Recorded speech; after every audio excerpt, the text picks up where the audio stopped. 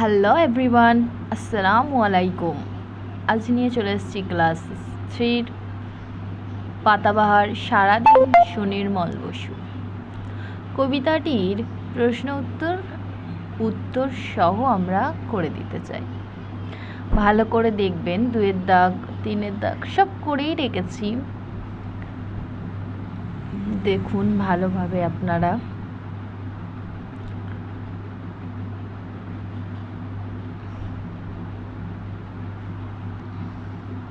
তারপরে শূন্যস্থান পূরণ করা হয়ে গেছে, আমাদের উত্তরটা আগেই লিখে রাখি আমরা।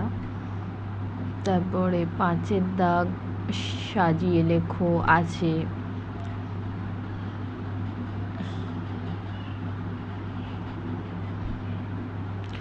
তারপরে 7-এর দাগ আছে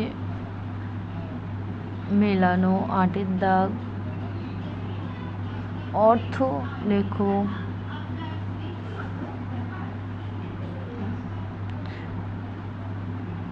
অশ্ব মানে ঘোড়া, পক্ষী মানে পাখি, বৃক্ষ মানে গাছ। তারপর 9-এর দাগটা করা আছে হাতির ডাক, ঘোড়ার ডাক।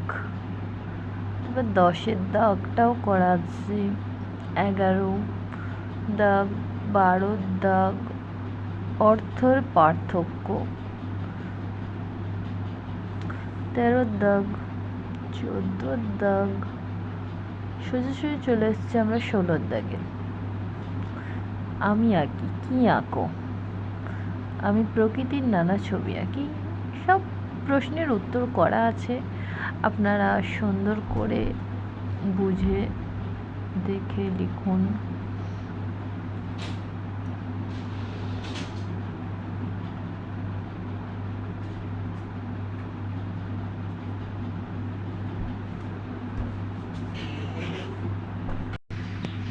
ভালো লাগলে আমাদের চ্যানেলটি লাইক, কমেন্ট, শেয়ার করবেন এবং সাবস্ক্রাইব